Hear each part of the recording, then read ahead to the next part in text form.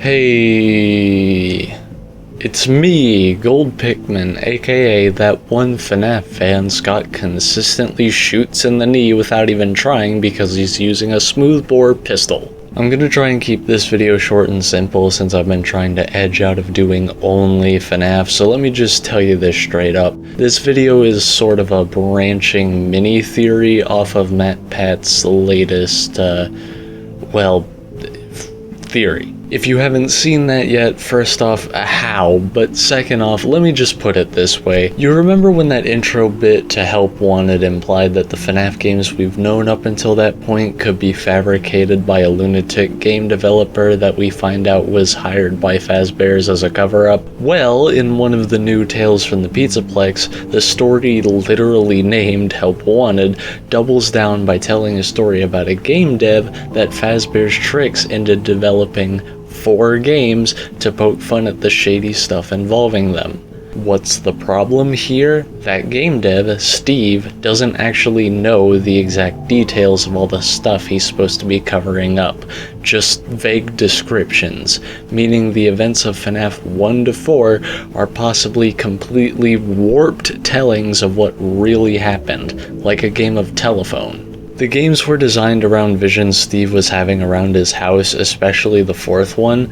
For the record, he's having these visions because he initially refused Fazbear's deal, so they sent illusion disc robots over to his home to pretend to be his family and trick him into doing it.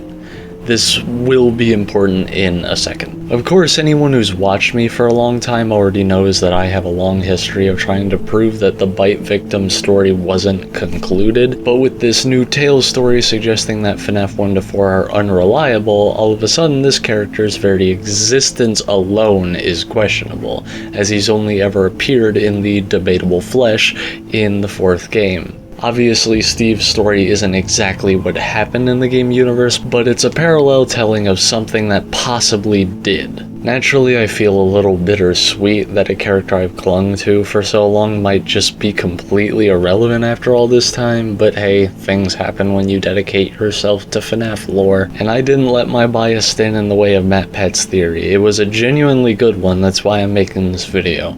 However, if I'm going to continue doing FNAF stuff, even if it is relatively less often, then I need a new angle with my world turned upside down. So if we are going to assume that this theory is right, then I want to present my own branching mini-theory of what it might mean for Gregory, and it starts with a simple question. Is Gregory one of the robots that was pretending to be the game dev's children? Admittedly not so simple as I described it a second ago, and a bit of a loaded question, but let me go over this. Like I said a minute ago, Steve's story from the Tales series isn't exactly what would have happened in the game universe, but there are reasons to believe that something very similar did in fact happen. Another detail is that the robots Fazbear sent to the developer to pretend to be their family and whatnot gave them horrific visions that heavily influenced the games they made. In Steve's case, we hear of a figure that has cat-like eyes, a long tongue, and sharp teeth, clearly Nightmare Foxy. So is it possible that one of the robots pretending to be the dev's family in the game universe was Gregory?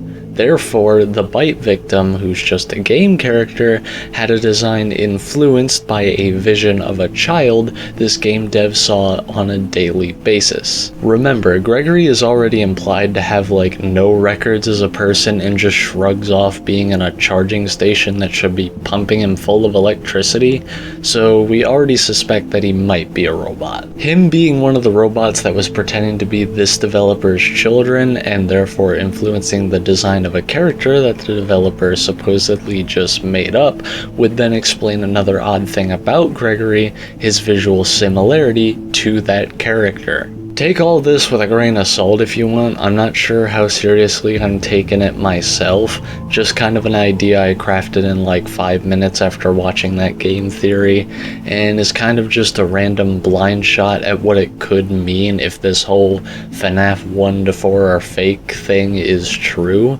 I really just wanted to put that thought out there, because if it somehow ends up being right, then yeah, that's cool, I guess. That being said, that's the end of this simple video, and I'll see y'all another time. Thanks for stopping by.